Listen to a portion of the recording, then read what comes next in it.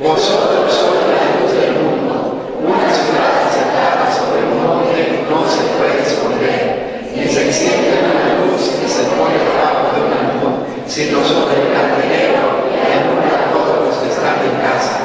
Así alumbre vuestra luz delante de los hombres, para que vean nuestras buenas obras y glorifiquen a nuestro Padre que está en los cielos. Jesucristo dijo que cuando nosotros como hombres o mujeres miramos de una manera distinta a como debieran mirar los hijos de Dios a un hombre o una mujer, es decir, cuando los miramos a un hombre o una mujer con la intención de quererlos hacer nuestros, a pesar de que no hayamos participado del hecho con ellos, ya estaríamos también cometiendo un acto de adulterio.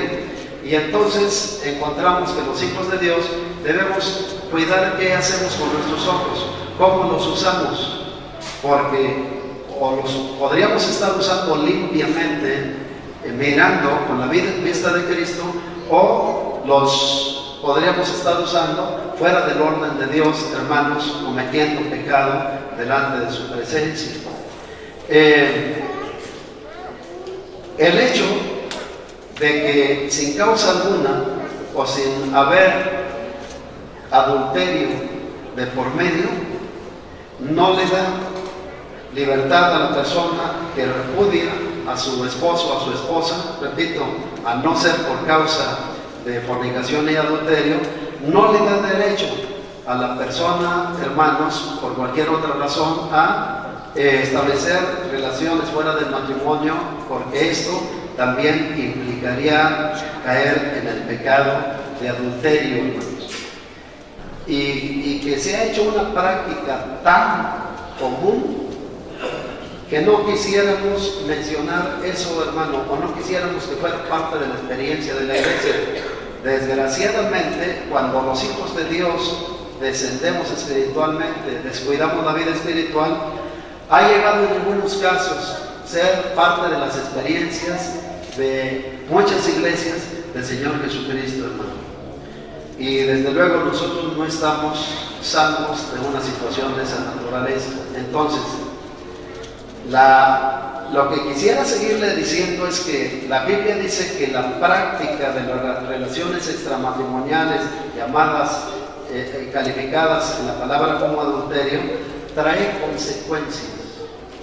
Si bien es cierto, cuando un hombre o una mujer, cristiano no, se da o nos damos a esas relaciones ilícitas, obtenemos a cambio placer, naturalmente un placer carnal, injusto, pecaminoso y mundano, hermano. También es cierto que paralelamente a ese placer por el cual las personas llegamos a determinarnos por descuido o porque faltamos o somos faltos en relación al temor que debemos llevar la vida espiritual, también es cierto, hermanos, que paralelamente al placer, una persona que se dedica, que opta por las relaciones de adulterio, también es cierto que vive temporal y eternamente consecuencias graves. Me faltaría tiempo para hablar de las consecuencias, porque cuando hablamos del adulterio con práctica, tendríamos que analizar la condición o el estado al que descendemos cualquiera de nosotros cuando nos determinamos a realizar esas prácticas. Y debemos estar de acuerdo en que cuando cualquier creyente se determina por el adulterio, va a vivir experiencias internas muy fuertes. A pesar de que el placer adquirido lo envuelva y piense que todo está bien, que es la gran cosa para él o para ella, allá en lo profundo de su corazón, hermanos, verá, si observa detenidamente, un desarreglo y un desastre espiritual en todos los sentidos. Es natural.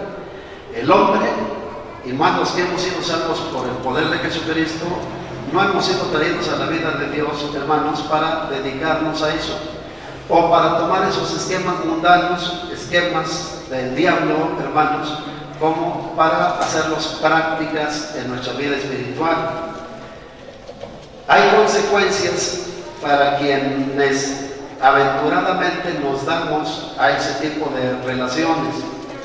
Dice el libro de Levítico, capítulo 20, versículo número 10, y espero que tenga usted su Biblia a la mano, pueda, incluso si puede, anotar los versículos bíblicos. No estará por demás que una y otra vez vayamos a la palabra de Dios, para que independientemente y adicional a las palabras que yo estoy deduciendo de lo que leemos en la palabra, cada hijo de Dios de una manera particular y dirigido por el Espíritu Santo pueda por sí mismo corroborar o percatarse de lo que la Biblia dice en relación a este tipo de cosas. Levítico capítulo 20, versículo número 10 dice: si un hombre cometiere adulterio con la mujer de qué?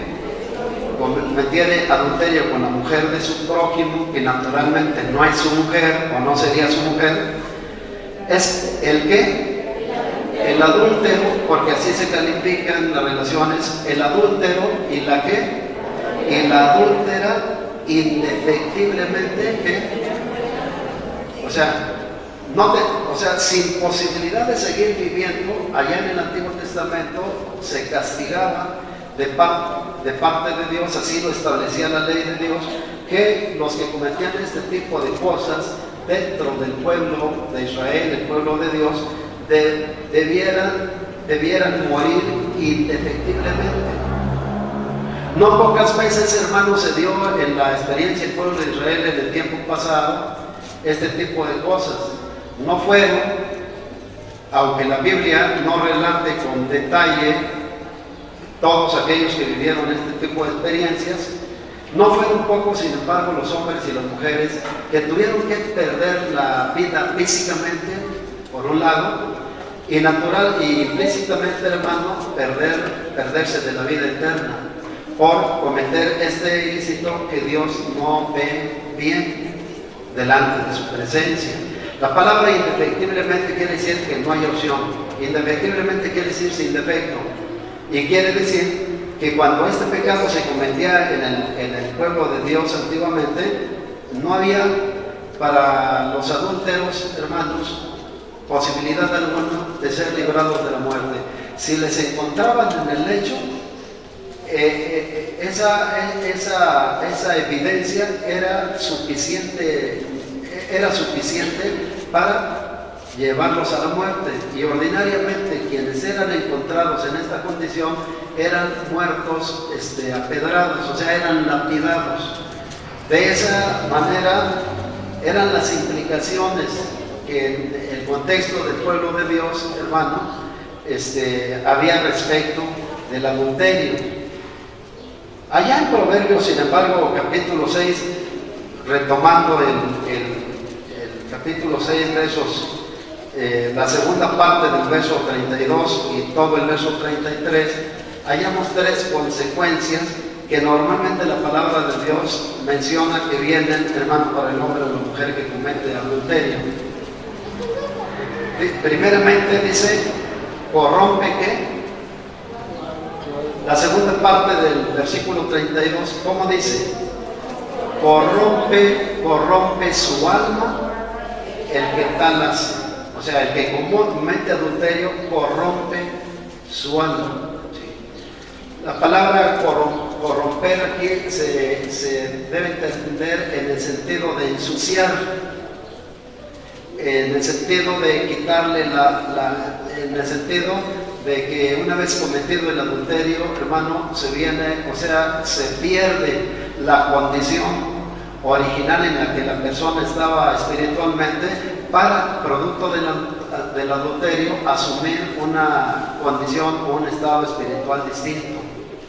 Y por eso les decía que quien comete o cuando nos determinamos a cometer ese tipo de pecados, hermano, las primeras consecuencias vienen sobre los infractores, en este caso sobre el hombre o la mujer que cometen ese pecado. Pero después el versículo 33 dice, heridas y qué?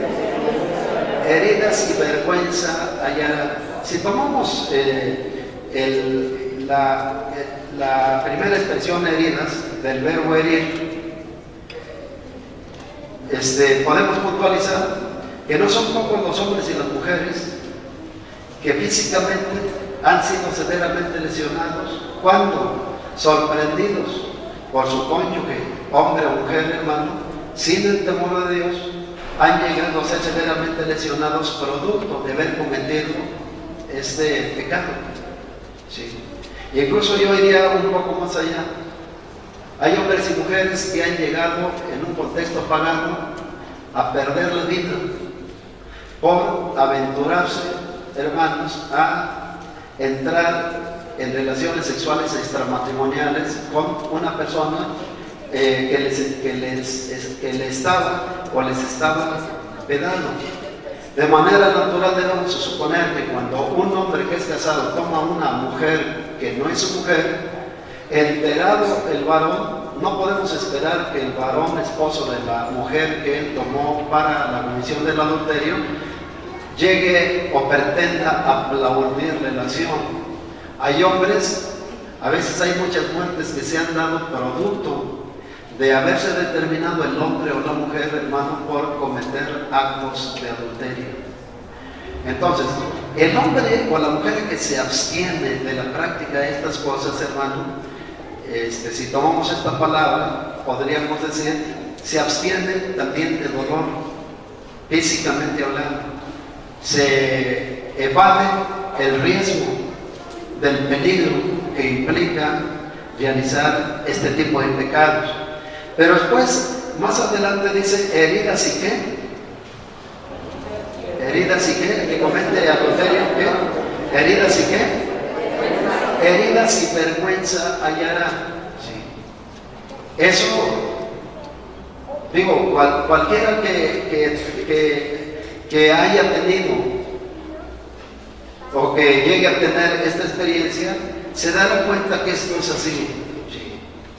Porque una vez que nos determinamos por el adulterio y los hijos, o la esposa, o los parientes, o la sociedad, llegan a enterarse porque han oído o porque han visto la forma licenciosa en que el hombre o la mujer nos hemos determinado, una vez que llegan a tener las evidencias en su mano, la pregunta sería, ¿cómo te quitas o cómo me quito o cómo nos quitamos esa vergüenza?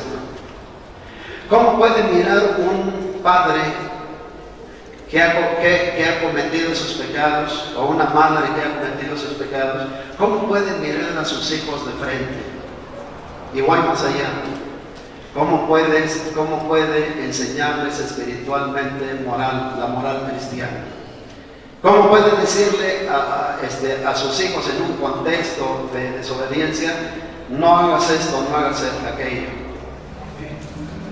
Si el mayor respaldo que espiritual o moralmente un hombre, y más un cristiano o una cristiana, tendríamos, sería el respaldo que da el llevar una vida bien manejada delante de la presencia de Dios. Pero cuando nos equivocamos, ¿qué hacemos para administrar esas vidas? ¿Cómo los educamos en su vida sensual? Sí. No, ahora, quiero que usted no me malentienda. Y le digo esto porque muchos hemos venido, hermano, al conocimiento del Señor Jesucristo cargando experiencias de miseria en nuestra vida pasada. Y eso era natural. Porque ¿qué vida podría vivir un hombre o una mujer que ahora está en Jesucristo, hermano, en la vida pasada sin el temor de Dios?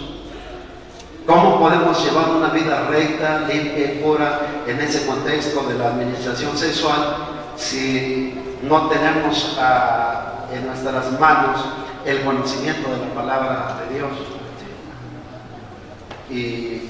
Y no quiero decir que los hombres y mujeres que por desgracia vinimos al conocimiento del Señor Jesucristo en esta condición, viviendo experiencias de esa naturaleza, no tengamos autoridad ya estando en Cristo, hermano, para saber cómo llevar a nuestros hijos. Desde luego que dentro de la restauración que un hombre o una mujer de Dios llegan a tener cuando vienen a Jesucristo, y dentro de la nueva vida que se puede llevar en Jesucristo, un hombre o una mujer de Dios, aunque hayan llegado a Cristo en esa experiencia, tendría toda la autoridad, hermano, para dirigir adecuadamente y con la moral, una buena moral, la moral de Dios a la familia. Y la razón sería que cuando el Señor Jesucristo perdona nuestros pecados, limpia nuestras vidas, Él restaura nuestra imagen delante de la presencia de Dios y nos pone en las condiciones para ejercer autoridad, para dar educación espiritual en todos los sentidos para la gloria de Dios. Aleluya. Quien adultera, hermano, acarrea vergüenza para su vida. Después el hombre o la mujer que cometemos esas cosas podemos decir, no me importa, que diga la gente lo que quiera. Y está bien. Que diga el pastor lo que quiera, que digan los ministerios lo que quieran, y está bien. Pero ¿por qué debemos cuidarnos del pastor? ¿Por qué debemos cuidarnos de los ministerios? ¿Por qué debemos de cuidarnos de la iglesia? Si ellos, hermanos, son tan hombres como nosotros, ¿qué poder tendrían sobre nuestras vidas? A no ser que hablemos de que la iglesia en su conjunto, cuando este tipo de cosas pasan, tome el asunto en sus manos y establezca, hermano, se ponga en la condición de juzgar un pecado al cual la iglesia tiene derecho de juzgar. Pero de no ser así, hermano, ¿de qué nos cuidaríamos? Los hombres no nos pueden hacer nada, no le pueden hacer nada a usted. En realidad, cuando estamos en la posibilidad o no de cometer adulterio, o lo cometemos, hay que cuidarse de Dios. Porque las consecuencias que vienen producto de adulterar una vez que Dios conoce el asunto, independientemente de que lo conozca el pastor, la iglesia o quien sea, hermano, o sea, el desconocimiento que quienes nos rodean tengan del asunto, de ninguna manera, hermano, evita las consecuencias que de manera natural vienen sobre nuestras vidas. Entonces, debemos ser inteligentes. ¿Para qué nos exponemos a vergüenza? ¿Para qué te expones a la vergüenza? Me expongo a la vergüenza de que mis hijos me observen, me vean, y después mis acciones o las tuyas, hermanos, generen traumas que posiblemente nunca vamos a quitar de la vida de nuestros hijos. Digo, es muy natural. Si yo les pregunto a cualquiera, si a los que somos hijos nos preguntaran, ¿a ti te gustaría ver a tu madre acostada con otro hombre? Seguramente que nuestros hijos, hermanos, no solamente dirían que no, ellos se enseñarían. O si preguntáramos a los hijos o las hijas, ¿te gustaría ver a tu madre compartiendo el lecho con otra persona que no es tu papá? Naturalmente que nuestros hijos, hermanos, se pararían de manos, se sentirían ofendidos solamente por el hecho de que nosotros les mencionáramos tales cosas. Y es que eso es producto, hermano, de la vergüenza que como consecuencia viene sobre cualquiera de nosotros cuando nos determinamos a cometer un pecado como es el pecado del adulterio.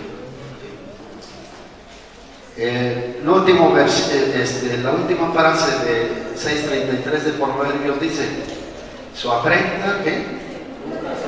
O sea que el adulterio, igual que la fornicación, igual que la homosexualidad, traen vergüenza y traen afrenta a la vida de la persona. Decía, después pueden enterarse los demás o no de lo que nosotros hemos hecho, pero eso no importará. Es suficiente con que nosotros estemos conscientes, y lo estaremos cuando descendemos a esos puntos bajos, y es suficiente que Dios lo conozca, hermano, para sentir vergüenza delante de la presencia de Dios y vivir la experiencia de la afrenta, que solamente el poder de Jesucristo puede quitar para la gloria de su Santísimo nombre. Proverbios capítulo 6, verso 27 y 29, y Dios pregunta: ¿tomará el hombre fuego en sus senos sin que sus vestidos ardan? En otras palabras, ¿podrá salir limpio o ileso espiritualmente un hombre que se determina, una mujer que se determina por el adulterio una vez que lo comete? Y la respuesta es, pues no. Es algo así como si de momento, sin darme cuenta, me voy a camino sobre un pantano y me hundo. Sería inocente que yo dijera que la mitad o más de mi cuerpo se fue en el pantano y que sin embargo ninguno de mis vestiduras, hermanos, se manchó. Naturalmente que si me hundo, cuando menos la parte que se hundió, al salir va a parecer muy distinta de como estaba originalmente. Es el sentido en que se maneja la frase hablando de este tema del adulterio. Tomará el hombre fuego en su mano sin que sus vestidos ardan. En otras palabras, tomará una mujer ajena al hombre para cohabitar con ella y después de que lo ha hecho no pase nada. O sea, es inocente pensar que no pasaría nada. Después pregunta a Dios, ¿andará el hombre sobre brasas sin que sus pies se quemen? Y esto incluso lo podríamos sujetar a la experiencia. Podríamos hacer una alumbrada y poner las brasas en la forma de un camino y después podríamos intentar cualquiera de nosotros caminar sobre él, y a no ser que Dios obrara milagro en nosotros como con los amigos de Daniel allá en el horno que ardía, de otra manera, una vez que pasamos sobre las brasas vamos a encontrar que nuestros pies se quemaron. Pero esto está relacionado con el tema también. Dice, andará el hombre sobre brasas sin que sus pies se quemen. Y otra vez Dios, por medio de preguntas, nos dice que normalmente cuando nos damos a las relaciones ilícitas vamos a salir perjudicados. Cualquier hombre o mujer que lo hagamos, vamos a salir perjudicados. Y remata, y por eso le estoy mencionando que habla sobre lo mismo. 6:29 dice, así es el que se llega a la mujer de su prójimo, no quedará impune ninguno que la tocare. O sea, la palabra llegarse quiere decir la que cohabita con la mujer de su prójimo. Y después dice, no quedará impune, o en otras palabras, no quedará sin consecuencias, no quedará, hermano, sin condena. O en otras palabras, cuando nos determinamos por el adulterio, hermano, vamos a vivir las consecuencias que produce. Bendito sea el Señor. Aleluya. Hebreos 13:4 y 1 Corintios 6:9. En Hebreos 11:4, hablando la Biblia acerca de las consecuencias, habla muy fuerte. Dice, ¿honroso qué? ¿Honroso qué? Hebreos 13:4. ¿Honroso qué? Honroso sea en todos el matrimonio. Este es el propósito de Dios para los que somos matrimonio y para los que en un futuro se van a casar. ¿Qué quiere decir? Que Dios nos llama que le demos honra al matrimonio, que procedamos limpiamente, que seamos leales con el esposo o la esposa, que seamos fieles a ellas, a ellos y a nuestros hijos, hermano. Todo eso está dentro de lo que es la honra del matrimonio. Honroso, dice, oiga bien lo que dice aquí, no dice honroso sean para algunos, como si el propósito de Dios fuera que solamente algunos matizaran de honra sus matrimonios o nuestros matrimonios. No, dice, y no habla a los mundanos, sino a los cristianos. Dice, honroso sea que en todos el matrimonio, en toda la iglesia, honroso sea en todos el matrimonio, y el hecho que se mancilla, que quiere decir sin pecado, o sea, que el hecho sea limpio, o como dice Pablo en otro lado, que cuando el hombre o la mujer de Dios cohabitan, sea dentro del orden de Dios, sea con su esposo, sea con su esposa, para que la experiencia sea limpia.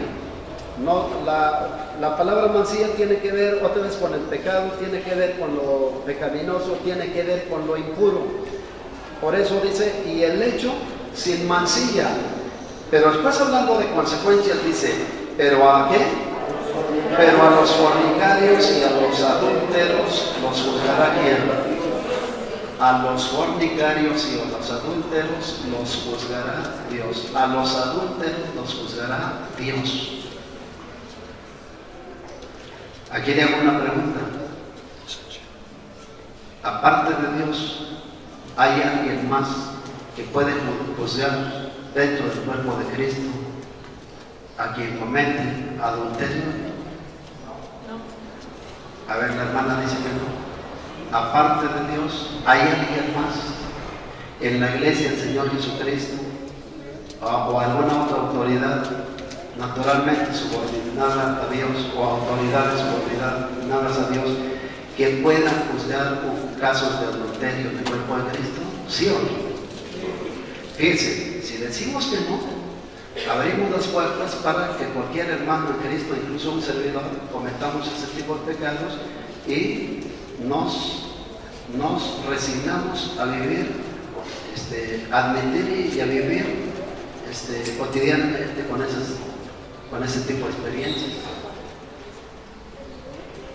Si decimos que no, si decimos que sí, entonces puntualizamos, y eso es lo que la Biblia enseña, que la iglesia, a través de las autoridades espirituales que Dios ha puesto en ella, el pastor, los copastores, los diáconos, los ministerios en funciones, pueden llamar a quien ha cometido este acto dentro del cuerpo de Cristo para juzgar su asunto.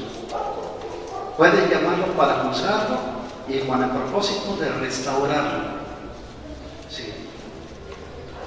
Pero de ninguna manera la iglesia debe permitir que este tipo de actos ilícitos, hermano, se den en el cuerpo de Cristo y que la iglesia llegue a pensar como que no pasa nada. No, es que sí pasa. Es que cuando usted o yo nos damos a ese tipo de relaciones, alteramos todo. Metemos en problemas primeramente nuestra vida espiritual. Después metemos en problemas a nuestras familias.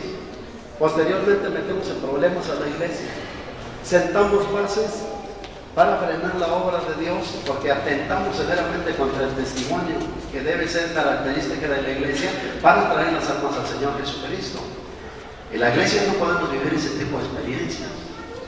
Cuando un hermano o una hermana caemos en un acto de adulterio, el acto de adulterio debe ser juzgado por la iglesia. Después será juzgado por Dios cuando el hermano o la hermana lleguen a la presencia de Dios. Pero se debe juzgar ese acto de adulterio. De ninguna manera la iglesia, mucho menos los ministerios, hermano, debemos admitir o pensar que cuando hay adulterio en la experiencia de la iglesia, hermano, no está pasando nada. Tenemos que tomar decisiones, tenemos que tomar acciones. Y si el hermano o la hermana en Cristo, una vez juzgado el pecado, reincidiera, la iglesia del Señor Jesucristo tenemos toda la autoridad en el Señor para pedirle que se vayan de la iglesia.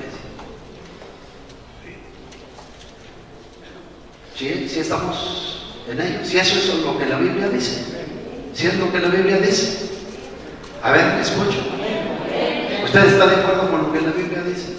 Y le digo esto porque somos prontos para juzgar un acto de adulterio, sea de un hermano o una hermana en Cristo, pero somos muy tardos para juzgar un acto de adulterio, hermanos, cuando ese acto de adulterio tiene que ver con nosotros.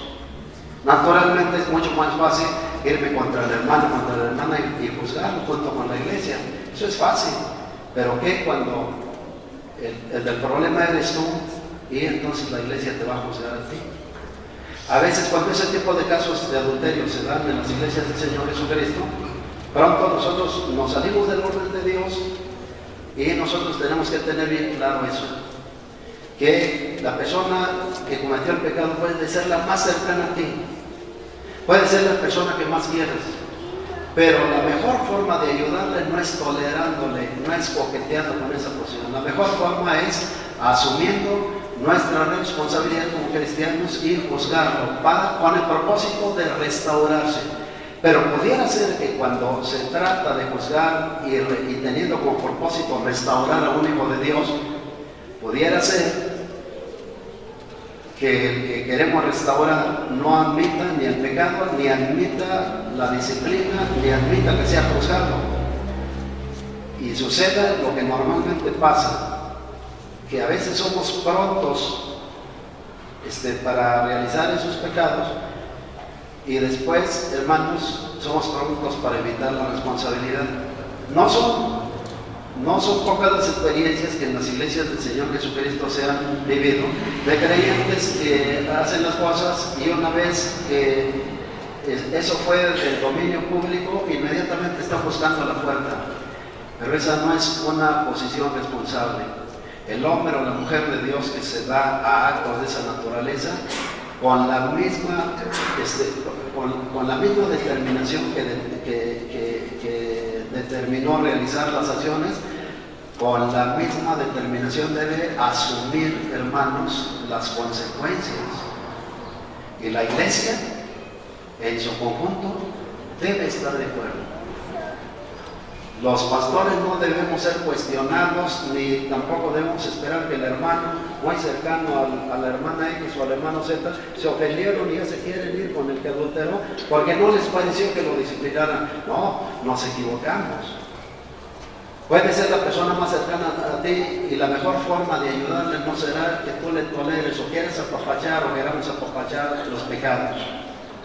No, la mejor forma de ayudar es mencionarle que se está equivocando y que debe corregirse, y que si se corrige, tiene todo el respaldo no solamente de Dios, sino el respaldo de la iglesia para la gloria de Dios. Sobre todo si garantiza que de ahí en adelante va a vivir una vida en el temor de Dios. Aleluya. Aleluya. O sea, quiero que quede eso claro. Yo no estoy diciendo que cuando usted o yo fallamos, hermano, nos echemos la iglesia, hermano, sobre el hermano para hacerlo pedazos. No, yo no estoy diciendo eso. Yo estoy diciendo que cuando ese tipo de cosas pasan o con los pastores o con los ministerios o con la iglesia, independientemente de quién se trata, hermano, tenemos que ser delicados.